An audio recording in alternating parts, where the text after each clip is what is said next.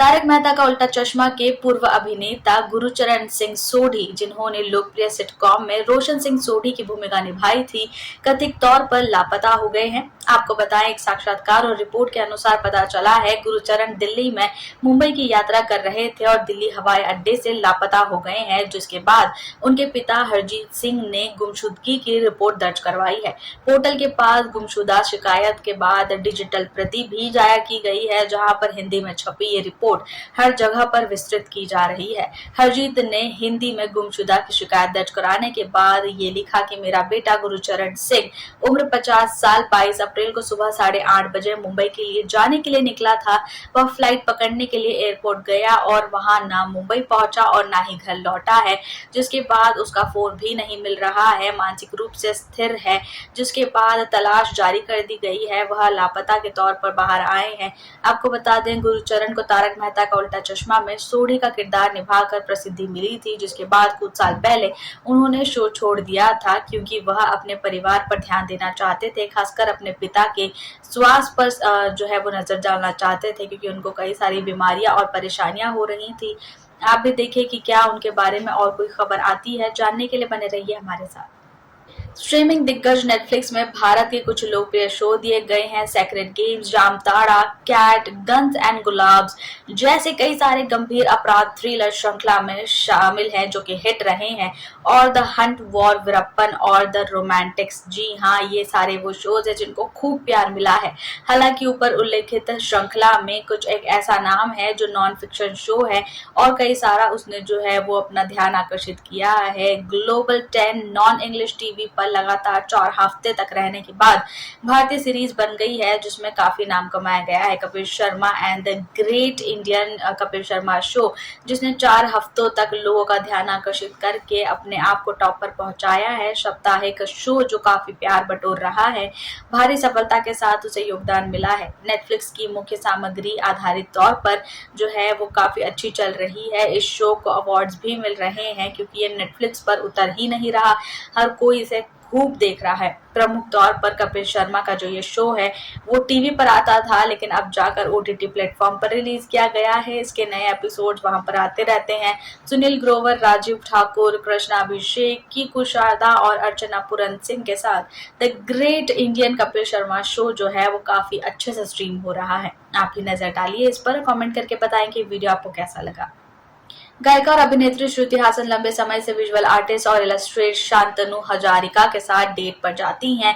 हालांकि इंस्टाग्राम पर एक दूसरे को अनफॉलो करके उन लोगों ने ब्रेकअप की अफवाहों को बहुत ज्यादा आग दी है। दिग्गज अभिनेता और पूर्व युगल कमल हासन और सारिका की बेटी श्रुति हासन ने सोशल मीडिया पर शांतनु के साथ कई सारी तस्वीरें डाली थी, लेकिन रिसेंटली उन्होंने सभी हटा दी हैं। अब नवीनतम रिपोर्ट्स के अनुसार इन दोनों का वास्तव में ब्रेकअप हो गया है, जिसको पिछले महीने अलग होने की खबर आई थी। हिंदुस्तान टाइम्स में एक सूत्र के हवाले ये बताया गया है कि पिछले महीने उनका ब्रेकअप हो चुका है, लेकिन व्यक्तिगत मुद्दे के तौर पर ये जो चीज है वो अब जाकर बाहर आ रही है। दोनों में से किसी और की तरफ से कोई पुष्टि नहीं आई है, कोई बात नहीं आई है। श्रुति ने हाल ही में सोशल मीडिया से ब्रेक लिया था। जब वह इंस्टाग्राम पर वापस आई तो उन्होंने आलोचनात्मक तौर पर पोस्ट लिखी, जिसमें उन्होंने लिखा कि यह एक पागलपन भरी यात्रा रही है और मैंने हर लोगों का साथ दिया है। हर बार यही सोचा है कि कुछ न कुछ सीखती चलूं। हमें उन सभी चीजों पर ध्यान देना चाहिए, कभी खेद नहीं होना चाहिए। रिग्रेट्स की मेरे लाइफ में कोई जरूरत नहीं है। तभी से लोग उनके रिलेशनशिप को लेकर अटकलें लगा रहे थे। रिपोर्ट के अनुसार श्रुति और शांतनु ने कोविड-19 महामारी के दौरान डेटिंग शुरू की थी। जब उन्होंने सोशल मीडिया पर एक दूसरे से बातचीत शुरू की, तब अभिनेत्री और चित्रकार मुंबई में रहने के घर के बाद उन्होंने इंस्टाग्राम पर मनमोहक वीडियो शेयर किए, साझा किए। इस बारे में उन्होंने एक मोर्चा भी चलाया था। कई सारी तस्वीरें, रील्स और कई सारे वीडियो पोस्ट किए गए थे। आप भी नजर डालिए इन पर, कमेंट करके बताएं कि वीडियो आपको कैसा लगा। संजय लीला भंसाली के भव्य नेटफ्लिक्स शो हीरा मंडी को मनीषा कोइराला द्वारा निर्देशित किया जा रहा है। 1940 के दशक में स्थापित हीरा मंडी भारतीय स्वतंत्रता संग्राम के दौरान लाहौर में पड़ोस के वैश्याओं के जीवन पर आधारित है। मनीषा ने इस चीज के लिए भूमिका निभाई है, जो हीरा मंडी पर शासन करने वाले उम्र दराज वैश्य हैं, जो कि शो रिलीज के पहले इन्होंने एक साक्षात्कार में विशेष बातचीत में बताया। अभिनेत्री ने 28 साल बाद भंसाली के साथ फिर से जुड़ने हीरा मंडी के लिए हाँ क्यों कहा और कई सारी बातें बताई। मनीषा ने भंसाली की पहले निर्देशित फिल्म खामोशी में अभिनय किया था, जो 1996 में रिलीज की गई थी। भंसाली ने फिर से जुड़ने के बारे में बात की, सिनेमा के लिए जुनून अर्पित किया और ये बताया कि कैसे उनकी प्रतिभा जो है वो काफी अच्छी है। हीरा मंडी और खामोशी एक दूसरे को बहुत अलग अलग रखती है, लेकिन कहानी कहने के बाद ये दृष्टिकोण सामने आता है। जैसे कि मनीषा ने उल्लेख किया, हीरा मंडी भंसाली की महान कृति है, जो कि संभवतः भारत में अब तक की बनी सबसे महंगी वेब श्रृंखला होने जा रही है। शो के पैमाने पर अगर बात करें तो मनीषा कहती है कि जब देखा जाए तो उन्होंने फिल्म निर्माता के तौर पर प्रयास किया, एक बड़ी जिम्मेदारी पाई और अपने समर्पण को पूरी तरीके से दे दिया, भव्य केंद्र किया और हीरा मंडी को असाधारण सेट दिया। जिसके बाद भंसाली ने प्रसिद्ध पड़ोसी भव्य तरीके से बनाया, जो कि भव्य लग रहा है। अब हीरा मंडी के लिए कई लोग काफी एक्साइटेड हैं। आगे इसके बारे में खबर जानने के लिए बने रहिए हमारे साथ। तेलुगु सुपरस्टार जूनियर एनटीआर प्रशंसकों से घिरे होने के बाद अपना जो शांत रवैया है वो बनाए रखने के लिए जाने जाते हैं। हालांकि इस बार अभिनेता ने अपना आपा खो दिया और जो है कैमरा पर्सन पर चिल्ला पड़े। पापराजी ने जो है उनको कैप्चर किया। हाल ही में आरआरआर अभिनेता ने ऋतिक रोशन के साथ फिल्म वॉर 2 के लिए मुंबई के लिए उड़ान भरी।